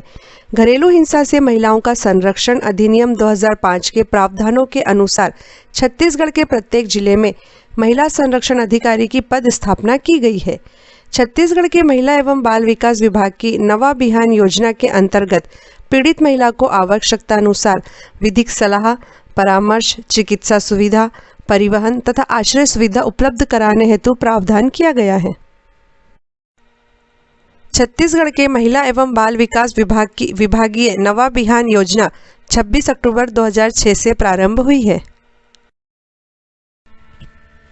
महतारी जतन योजना छत्तीसगढ़ के महिला एवं बाल विकास विभाग की महतारी जतन योजना के तहत आंगनवाड़ी केंद्र के माध्यम से आकर्षक थाली गर्भवती महिलाओं को पृथक पृथक मेन्यू अनुसार प्रदान की जाती है, जिसमें चावल, दाल, रोटी, रसेदार व सूखी सब्जी, अचार, पापड़, सलाद आदि दिया जाता है। इसके अतिरिक्त महिलाओं को घर ले जाने हेतु प्रतिदिन 75 ग्राम के मान से 450 ग्राम का साप्ताहिक ready to eat food packet दिया जाता है। छत्तीसगढ़ में लगभग 1.61 लाख महिलाओं को इस योजना से लाभान्वित किया जा रहा है। 3 मई 2016 को महतारी जतन योजना की शुरुआत की गई थी। मुख्यमंत्री कन्या विवाह योजना छत्तीसगढ़ में गरीब परिवारों को कन्या के विवाह के संबंध में होने वाली आर्थिक कठिनाइयों से बचाने के लिए छत्तीसगढ़ के महिला एवं बाल विकास विभाग द्वारा मुख्यमंत्री कन्या विवाह योजना लागू की गई है। मुख्यमंत्री कन्या विवाह योजना का उद्देश्य गरीब परिवारों को कन्या के विवाह के संदर्भ में होने वाली आर्थिक कठिनाइयों का निवारण, विवाह के अवसर पर होने वाली फिजूल खर्ची को रोकना एवं सादगीपूर्ण विवाह को बढ़ावा देने, सामूहिक विवाहों के आयोजन के माध्यम से मनोबल तथा आत्मसम्मान में वृद्धि एवं उनकी सामाजिक स्थिति में सुधार, सामूहिक विवाहों का प्रोत्साहन तथा विवाहों में दहेज के लेन देन की रोकथाम करना है। गरीबी रेखा से नीचे जीवन यापन करने वाले परिवार अथवा मुख्यमंत्री खाद्यान्न योजना के अंतर्गत कार्डधारी परिवार की 18 वर्ष से अधिक आयु की अधिकतम 2 कन्याओं को मुख्यमंत्री कन्या विवाह योजना के अंतर्गत लाभ प्रदान किया जाता है। इस योजना के अंतर्गत प्रत्येक कन्या के विवाह हेतु अधिकतम 25,000 रुपये की राशि व्यय किए जाने का प्रावधान है। इसमें से वर वधू हेतु श्रृंगार सामग्री पर 5,000 रुपये, अन्य उपहार सामग्री पर 14,000 रुपये, वधू को बैंक ड्राफ्ट के रूप में 1,000 रुपये तथा सामूहिक विवाह आयोजन पर प्रति कन्या राशि 5,000 रुपये तक व्यय किए जाने का प्रावधान है। छत्तीसगढ़ शासन द्वारा मुख्यमंत्री कन्या विवाह योजना के अंतर्गत विधवा, अनाथ और निराश्रित कन्याओं को भी शामिल किया गया है। छत्तीसगढ़ के महिला एवं बाल विकास विभाग की विभागीय मुख्यमंत्री कन्या विवाह योजना 1 अप्रैल 2005 से प्रारंभ हुई है। मुख्यमंत्री बाल संदर्भ योजना छत्तीसगढ़ के महिला एवं बाल विकास विभाग की विभागीय योजना मुख्यमंत्री बाल संदर्भ योजना वर्ष 2009 से प्रारंभ की गई है। गंभीर कुपोषित बच्चों को कुपोषण के चक्र से बाहर लाकर कुपोषण की दर में कमी हेतु छत्तीसगढ़ में मुख्यमंत्री बाल संदर्भ योजना का संचालन किया जा रहा है। योजना के तहत गंभीर कुपोषित एवं संकटग्रस्त बच्चों को चिकित्सकीय परीक्षण की सुविधा, चिकित्सक द्वारा लिखी गई दवाएं तथा आवश्यकतानुसार बाल रोग विशेषज्ञों की परामर्श की सुविधा उपलब्ध कराई जाती है। एक हितग्राही को वर्ष भर में अधिकतम 500 रुपये तक की दवाएं तथा आवश्यकता होने पर चिकित्सा अधिकारी के परामर्श से इससे अधिक राशि की दवाएं भी उपलब्ध कराई जाती हैं। मुख्यमंत्री सुपोषण अभियान छत्तीसगढ़ में 6 वर्ष से कम आयु के बच्चों में व्याप्त कुपोषण तथा 15 से 49 वर्ष आयु वर्ग की महिलाओं में व्याप्त एनीमिया अर्थात शरीर में खून की कमी को जड़ से समाप्त करने के लिए छत्तीसगढ़ के महिला एवं बाल विकास विभाग द्वारा मुख्यमंत्री सुपोषण अभियान 2 अक्टूबर 2019 से प्रारंभ किया गया है। मुख्यमंत्री सुपोषण अभियान के अंतर्गत छत्तीसगढ़ के लगभग 1.85 लाख हितग्राहियों को गर्म भोजन एवं 3.53 लाख हितग्राहियों को अतिरिक्त पोषण आहार के रूप में अंडा, चिक्की, लड्डू, मूंगफली, दलिया आदि प्रदान किया जा रहा है। यह भी याद रखें कि छत्तीसगढ़ राज्य में 5 वर्ष से कम आयु वर्ग के लगभग 37% बच्चे कुपोषण एवं 15 से 49 आयु वर्ग की 47% महिलाएं एनीमिया से पीड़ित हैं। संस्कार अभियान छत्तीसगढ़ के महिला एवं बाल विकास विभाग के संस्कार अभियान का मुख्य उद्देश्य गर्भधारण से 6 वर्ष की आयु तक के बच्चों के सर्वांगीण विकास हेतु आवश्यक आधारभूत संरचना, वातावरण एवं गुणवत्तापूर्ण सेवाएं उपलब्ध कराते हुए छत्तीसगढ़ के आंगनवाड़ी केंद्रों का उन्नयन करना है। संस्कार अभियान के तहत जहां एक और आंगनवाड़ी केंद्रों को संसाधन सामग्री उपलब्ध कराई जाती है, वहीं दूसरी ओर संस्कार अभियान के अंतर्गत गुणवत्तापूर्ण प्रारंभिक बाल्यावस्था देखरेख हेतु छत्तीसगढ़ के लगभग 49,000 आंगनवाड़ी कार्यकर्ताओं को अब तक प्रशिक्षण दिया जा चुका है। संस्कार अभियान की शुरुआत वर्ष 2017 से हुई है। संस्कार अभियान के तहत 3 से 6 वर्ष के बच्चों को आंगनबाड़ी केंद्रों में निर्धारित समय सारणी अनुसार शाला पूर्व शिक्षा भी प्रदान की जा रही है। सक्षम योजना सक्षम योजना छत्तीसगढ़ के महिला एवं बाल विकास विभाग के तहत छत्तीसगढ़ महिला कोष द्वारा वित्तीय वर्ष 2009-10 से आरंभ की गई है। सक्षम योजना के तहत स्वयं का व्यवसाय आरंभ करने हेतु आसान शर्तों पर 1 लाख रुपए तक का ऋण प्रदान किया जाता है। उक्त ऋण की वापसी 5 वर्षों में केवल 6.5% साधारण वार्षिक ब्याज दर पर किश्तों में की जाती है। छत्तीसगढ़ में गरीबी रेखा के नीचे जीवन यापन करने वाली ऐसी महिलाएं जिनके पति की मृत्यु हो चुकी है अथवा 35 से 45 आयु वर्ग की अविवाहित महिलाएं अथवा कानूनी तौर पर तलाकशुदा महिलाएं, यौन उत्पीड़न, HIV पॉजिटिव एवं तृतीय लिंग हितग्राही भी सक्षम योजना का लाभ लेने की पात्रता रखती हैं।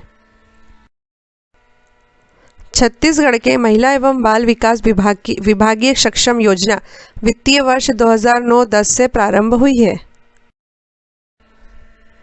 सबला योजना किशोरी बालिकाओं के आत्म विकास और सशक्तिकरण से संबंधित सबला योजना के अंतर्गत छत्तीसगढ़ में किशोरी बालिकाओं को पूरक पोषण आहार प्रदान किया जा रहा है।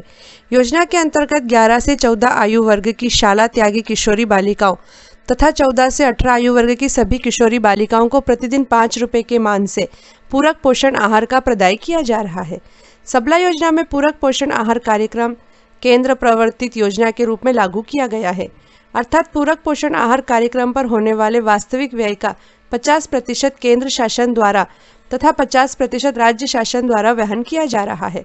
सबला योजना छत्तीसगढ़ के रायपुर, बस्तर, रायगढ़, राजनांदगांव, गरियाबंद, बालोदाबाजार, कोंडागांव, सूरजपुर, बलरामपुर एवं सरगुजा जिलों में लागू है। 19 नवंबर 2010 को सबला योजना की शुरुआत की गई थी। स्वावलंबन योजना ऐसी महिलाओं जिनके पति की मृत्यु हो चुकी है अथवा 35 से 45 आयु वर्ग की अविवाहित महिलाओं अथवा कानूनी तौर पर तलाकशुदा महिलाओं को कौशल प्रशिक्षण उपलब्ध कराने के लिए छत्तीसगढ़ के महिला एवं बाल विकास विभाग द्वारा स्वावलंबन योजना संचालित की जा रही है। यौन उत्पीड़न, HIV पॉजिटिव एवं तृतीय लिंग अर्थात ट्रांसजेंडर हितग्राही भी स्वावलंबन योजना का लाभ लेने की पात्रता रखते हैं। स्वावलंबन योजना के तहत समस्त कौशल प्रशिक्षण मुख्यमंत्री कौशल विकास योजना अंतर्गत वोकेशनल ट्रेनिंग प्रोवाइडर अर्थात VTP के माध्यम से दिए जाते हैं। छत्तीसगढ़ के महिला एवं बाल विकास विभाग की स्वावलंबन योजना वित्तीय वर्ष 2009-10 से प्रारंभ हुई है। एकीकृत बाल संरक्षण योजना विपदाग्रस्त, अनाथ, अपरिपक्व तथा निराश्रित बच्चों की देखभाल एवं संरक्षण के लिए छत्तीसगढ़ में एकीकृत बाल संरक्षण योजना प्रारंभ की गई है। एकीकृत बाल संरक्षण योजना के तहत राज्य स्तर पर राज्य बाल संरक्षण प्रकोष्ठ, राज्य बाल संरक्षण समिति तथा राज्य स्तरीय दत्तक ग्रहण संसाधन प्राधिकरण बनाया गया है। इसके अलावा एकीकृत बाल संरक्षण योजना के तहत बच्चे 24 घंटे चालू रहने वाले चाइल्ड हेल्पलाइन नंबर 1098 पर फोन करके आपातकालीन सहायता भी प्राप्त कर सकते हैं। एकीकृत बाल संरक्षण योजना अर्थात इंटीग्रेटेड चाइल्ड प्रोटेक्शन स्कीम वित्तीय वर्ष 2009-10 से प्रारंभ हुई है। उज्ज्वला गृह योजना बच्चों तथा महिलाओं की ट्रैफिकिंग के निवारण तथा ट्रैफिकिंग और व्यावसायिक यौन शोषण के पीड़ितों के बचाव, पुनर्वास और उन्हें समाज में पुनः जोड़ने के लिए केंद्र सरकार ने 1 अप्रैल 2016 से उज्ज्वला गृह योजना प्रारंभ की है। सरल शब्दों में कहें तो यौन शोषण के उद्देश्य से बच्चों, लड़कियों तथा महिलाओं की तस्करी को ट्रैफिकिंग कहते हैं।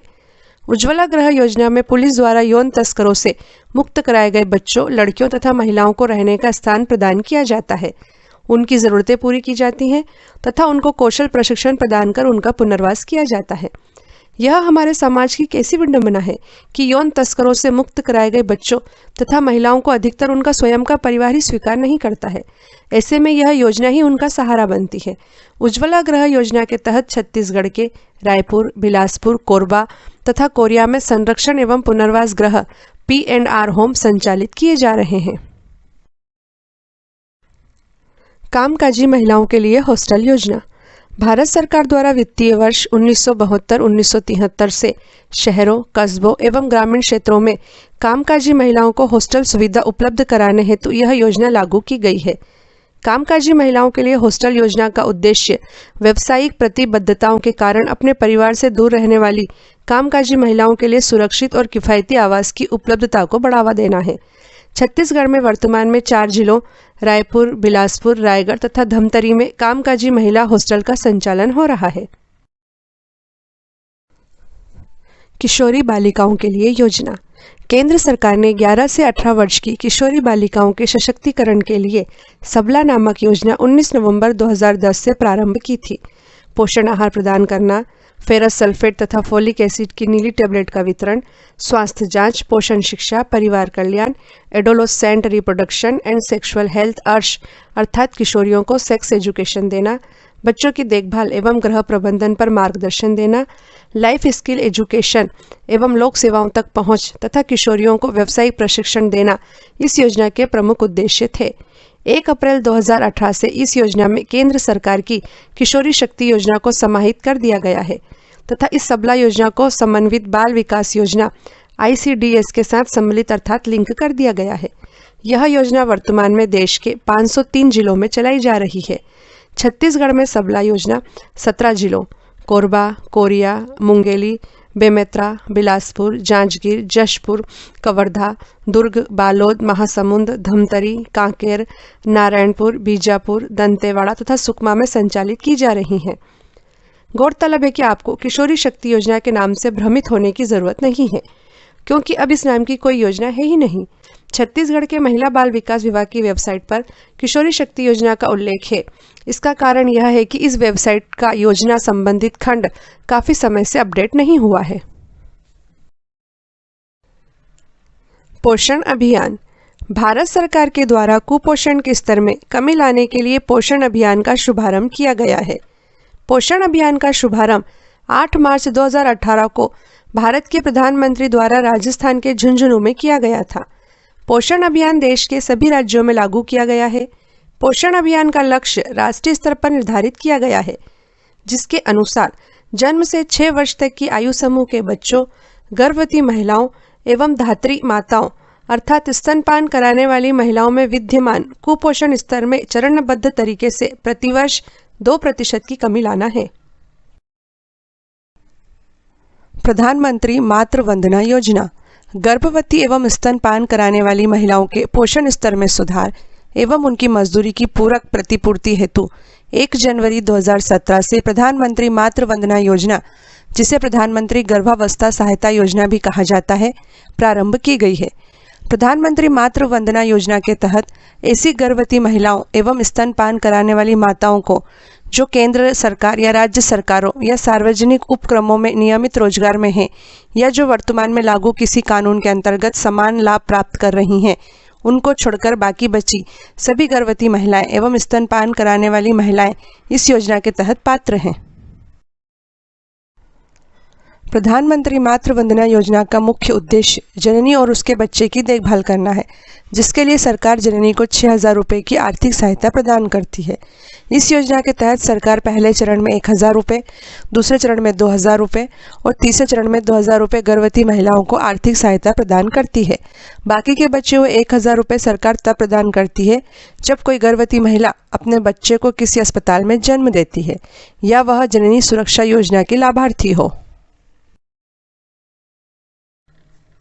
बेटी बचाओ बेटी पढ़ाओ योजना। भारत के प्रधानमंत्री ने 22 जनवरी 2015 को हरियाणा के पानीपत जिले से बेटी बचाओ बेटी पढ़ाओ योजना का शुभारंभ किया है। यह योजना बालिकाओं को जीवित रखने, सुरक्षित रखने, शिक्षित बनाने एवं सशक्त बनाने के लिए समन्वित एवं केंद्रीयकृत प्रयास सुनिश्चित करने हेतु शुरू की गई है। इसे एक राष्ट्रीय अभियान के रूप में सभी राज्यों एवं केंद्र शासित प्रदेशों में क्रियान्वित किया जा रहा है। लैंगिक भेदभाव के कारण बालिकाओं की हत्या रोकना, बालिकाओं का जीवन एवं सुरक्षा सुनिश्चित करना, बालिकाओं की शिक्षा व सहभागिता सुनिश्चित करना इस योजना के मूल उद्देश्य हैं। बेटी बचाओ बेटी पढ़ाओ योजना के तहत सोनोग्राफी सेंटर्स पर ट्रैकिंग सिस्टम लगाकर तथा समाज को जागरूक कर कन्या भ्रूण हत्या को रोकने का प्रयास किया जा रहा है, ताकि लिंगानुपात को ठीक किया जा सके।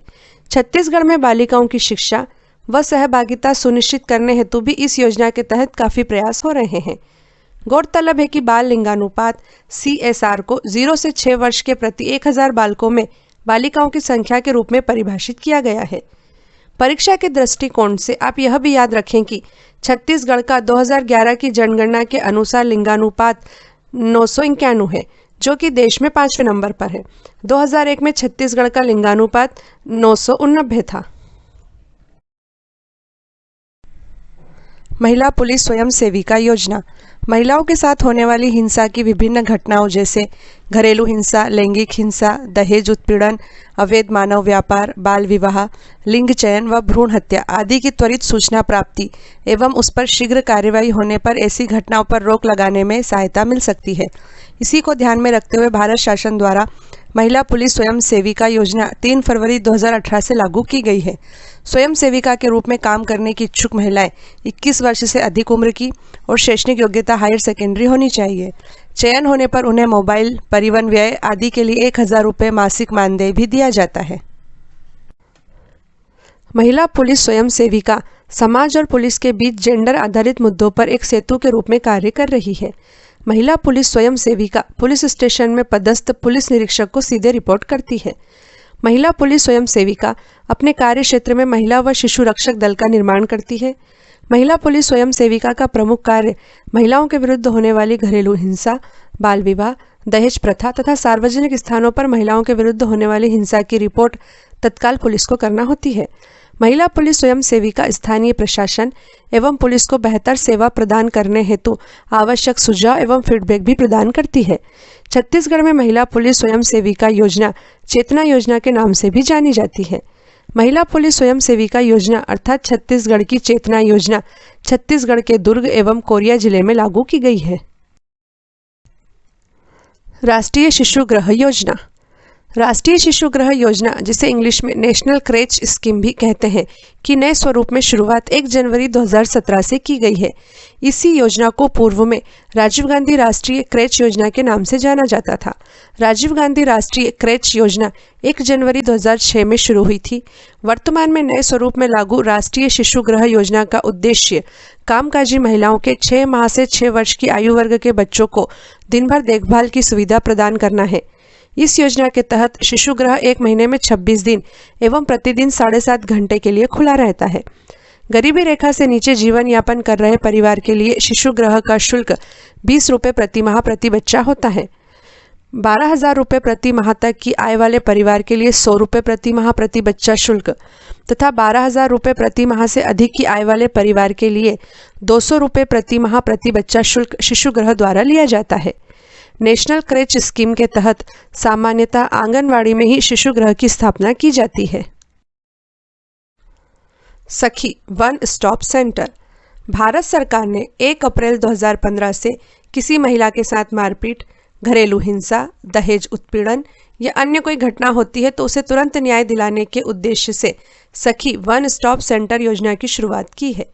इस योजना के तहत पीड़ित व संकटग्रस्त जरूरतमंद महिलाओं को एक ही छत के नीचे उनकी आवश्यकतानुसार चिकित्सा, विधिक सहायता, मनोवैज्ञानिक सलाह, पुलिस सहायता, अस्थायी आश्रय, मानसिक चिकित्सा सेवा, परामर्श सुविधा तथा सहायता तत्काल उपलब्ध कराई जाती है। छत्तीसगढ़ में पीड़ित महिलाएं टोल फ्री महिला हेल्पलाइन नंबर 181 पर कॉल करके भी तत्काल इस योजना के तहत सहायता प्राप्त कर सकती हैं। स्टेप योजना the support to training and employment programme for women का ही संक्षिप्त स्वरूप स्टेप है।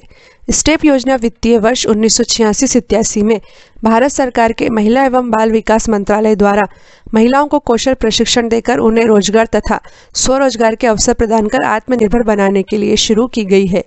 सरल भाषा में कहें तो स्टेप योजना महिलाओं को कौशल प्रशिक्षण देकर उन्हें एंटरप्रेन्योर या उद्यमी बनाने की दिशा में आगे बढ़ाती हैं। 16 वर्ष से अधिक आयु की कोई भी महिला इस योजना का लाभ ले सकती है। इस योजना में अधिकतम आयु सीमा का कोई बंधन नहीं है। स्वाधार गृह योजना। केंद्र सरकार द्वारा स्वाधार और अल्पावास गृह नामक 2 पूर्ववर्ती योजनाओं को आपस में सम्मिलित करके 1 जनवरी 2016 से स्वाधार गृह योजना की शुरुआत की गई है। संकटग्रस्त महिलाओं, विधवा, निराश्रित, तिरस्कृत, परित्यज्यता आदि महिलाओं को निःशुल्क आवास, भरण पोषण, शिक्षण, प्रशिक्षण, विविध सहायता और पुनर्वास की व्यवस्था स्वाधार गृह योजना के तहत प्रदान की जाती है। छत्तीसगढ़ में वर्तमान में 3 स्वाधार गृह का संचालन बिलासपुर, सरगुजा एवं कांकेर में किया जा रहा है। इस योजना में केंद्र एवं छत्तीसगढ़ सरकार का अंशदान 60:40 के अनुपात में है। 181 महिला हेल्पलाइन नंबर। महिलाओं के विरुद्ध होने वाली हिंसा तथा अन्य दुर्घटनाओं के मामलों में त्वरित सहायता उपलब्ध कराने के उद्देश्य से छत्तीसगढ़ के रायपुर केंद्र से महिला हेल्पलाइन नंबर 181 का संचालन सखी वन स्टॉप सेंटर के साथ समन्वय करके किया जा रहा है। महिला हेल्पलाइन टोल फ्री नंबर 181 का संचालन छत्तीसगढ़ में 25 जून 2016 से शुरू किया गया है। महिला हेल्पलाइन नंबर 181 के अलावा छत्तीसगढ़ की महिलाएं वेबसाइट www.181chhattisgarh.in, ईमेल help@181chhattisgarh.in या www.facebook.com/181WHL छत्तीसगढ़ पर मैसेज भेजकर भी तत्काल सहायता प्राप्त कर सकती हैं। चाइल्ड लाइन 1098 चाइल्ड लाइन सुरक्षा एवं देखरेख के ज़रूरतमंद बच्चों के लिए 24 घंटे आकस्मिक फ़ोन सेवा है जो उन्हें तत्काल मदद प्रदान करती है। इस सेवा का प्रयोग कोई भी संकटग्रस्त बच्चा या उसकी ओर से कोई अन्य टोल फ्री नंबर 1098 पर फ़ोन कर सकता है। वर्तमान में रायपुर, दुर्ग, राजनांदगांव, बिलासपुर, रायगढ़, जशपुर, बस्तर, दंतेवाड़ा, कबीरधाम, कोरबा, अंबिकापुर, कोरिया, बलरामपुर एवं सूरजपुर में चाइल्ड लाइन की सेवाएं उपलब्ध हैं। बाल गृह 18 वर्ष आयु तक के बच्चों को जिन्हें देखरेख व संरक्षण की आवश्यकता हो उन्हें चाइल्ड वेलफेयर कमेटी CWC के माध्यम से बाल गृह में प्रवेश दिलवाने के पश्चात आवास, शिक्षण, भोजन, वस्त्र तथा प्रशिक्षण की सुविधा दी जाती है। छत्तीसगढ़ में बालकों के लिए 4 तथा बालिकाओं के लिए 2 बाल गृह संचालित हैं। बालकों के लिए कवर्धा, जगदलपुर, दुर्ग, रायपुर में तथा बालिकाओं के लिए बिलासपुर तथा रायपुर में बाल गृह संचालित हैं। खुला आश्रय गृह घुमंतु बच्चे, सड़क पर कचरा बीनने वाले बच्चे जिन्हें परिवार का सहयोग नहीं मिलता है अथवा संकटग्रस्त ऐसे बच्चे जो बाल श्रमिक हैं आदि बच्चों को मुख्य धारा में लाने तथा आश्रय प्रदान करने के लिए खुला आश्रय गृह छत्तीसगढ़ के रायपुर, दुर्ग, बिलासपुर, रायगढ़, जशपुर, अंबिकापुर, बस्तर, दंतेवाड़ा एवं कोरबा में संचालित है। बाल संप्रेक्षण गृह भारत में 7 से 18 वर्ष तक के बालकों के द्वारा किए गए अपराध को किशोर न्याय अधिनियम 2015 के अनुसार बालक द्वारा विधि का उल्लंघन कहा जाता है। विधि का उल्लंघन करने वाले बालकों अर्थात बाल अपराधी के लिए वयस्क अपराधियों से अलग एक विशेष न्यायिक प्रक्रिया अपनाई जाती है। इस किशोर न्याय व्यवस्था में बालक के केस की जांच या सजा के दौरान उसे जिस स्थान पर निरुद्ध रखा जाता है उसे बाल संप्रेक्षण गृह कहते हैं। देश में लड़के एवं लड़कियों के लिए अलग अलग बाल संप्रेक्षण गृह संचालित किए जाते हैं। वर्तमान में दुर्ग एवं अंबिकापुर में बालकों के लिए तथा राजनांदगांव में बालिकाओं के लिए संप्रेक्षण गृह संचालित हैं। ऐसे बच्चे जिनकी उम्र 16 वर्ष से अधिक है एवं जिन्होंने गंभीर अपराध किया है उन्हें प्लेस ऑफ सेफ्टी में रखा जाता है। वर्तमान में रायपुर एवं बस्तर में 25-25 बाल अपराधी की क्षमता का प्लेस ऑफ सेफ्टी संचालित है। पूरक पोषण आहार कार्यक्रम छत्तीसगढ़ में एकीकृत बाल विकास सेवाओं के अंतर्गत आंगनवाड़ी केंद्रों द्वारा पूरक पोषण आहार कार्यक्रम के तहत 6 माह से 3 वर्ष तक की आयु के बच्चों, 3 वर्ष से 6 आयु वर्ग के बच्चों तथा गर्भवती व शिशुवती महिलाओं को पूरक पोषण आहार का प्रदाय किया जाता है। पूरक पोषण आहार कार्यक्रम के अंतर्गत 6 माह से 6 वर्ष के 20.84 लाख बच्चों तथा 4.69 लाख गर्भवती व शिशुवती महिलाओं, इस प्रकार कुल 25.53 लाख हितग्राहियों को लाभान्वित किया जा रहा है। यह योजना मुख्यमंत्री सुपोषण अभियान जो कि कुपोषण तथा एनीमिया की समाप्ति से संबंधित है से पूरी तरह अलग है। महिला जागृति शिविर महिलाओं को उनके कानूनी अधिकारों, प्रावधानों के प्रति जागरूक करने, विभिन्न सामाजिक कुप्रथाओं के विरुद्ध महिलाओं को संगठित करने तथा विभिन्न योजनाओं की जानकारी देकर उन्हें योजनाओं का लाभ उठाने के लिए प्रेरित करने के लिए छत्तीसगढ़ शासन के महिला एवं बाल विकास द्वारा महिला जागृति शिविर का आयोजन किया जाता है। छत्तीसगढ़ के महिला एवं बाल विकास विभाग द्वारा इस हेतु छत्तीसगढ़ की ग्राम पंचायतों, जनपद एवं जिला स्तर पर समय समय पर नियमित रूप से महिला जागृति शिविरों का आयोजन किया जाता है। महिला स्व सहायता समूह गठन एवं सशक्तिकरण छत्तीसगढ़ में 68,071 महिला स्व सहायता समूह गठित किए गए हैं, जिनके तहत लगभग 8.03 लाख महिलाएं संगठित हुई हैं।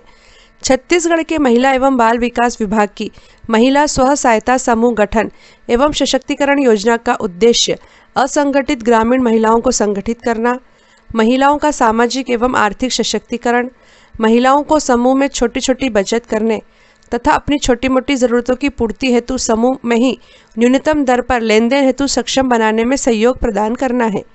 छत्तीसगढ़ में महिला स्वयं सहायता समूह द्वारा स्कूल मध्याह्न भोजन, आंगनवाड़ी पूरक पोषण आहार कार्यक्रम, आंगनवाड़ी केंद्र के हितग्राहियों के लिए रेडी टू ईट फूड एवं सार्वजनिक वितरण प्रणाली के तहत उचित मूल्य की दुकान के संचालन के साथ साथ विभिन्न कार्यों को किया जा रहा है।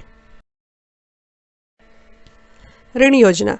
छत्तीसगढ़ राज्य में महिलाओं को सामाजिक एवं आर्थिक रूप से सशक्त किए जाने के उद्देश्य से छत्तीसगढ़ के महिला एवं बाल विकास विभाग के तहत छत्तीसगढ़ महिला कोष द्वारा महिला स्व सहायता समूह को आसान शर्तों पर ऋण योजना के तहत ऋण उपलब्ध कराया जाता है। ऋण योजना के अंतर्गत केवल 3 प्रतिवर्ष वार्षिक साधारण ब्याज दर पर प्रथम बार में 50,000 रुपये तक तथा द्वितीय बार में 2 लाख रुपये तक का ऋण प्रदान किया जाता है। यौन उत्पीड़न एवं HIV पीड़ित महिलाओं को शासकीय चिकित्सक द्वारा प्रदत्त चिकित्सा प्रमाण पत्र के आधार पर आर्थिक गतिविधियों से जोड़े जाने हेतु प्राथमिकता के आधार पर इस योजना के तहत ऋण प्रदान किया जाता है। यह ऋण जिला कलेक्टर के अनुमोदन से संबंधित जिला प्रबंधक प्रदान करते हैं।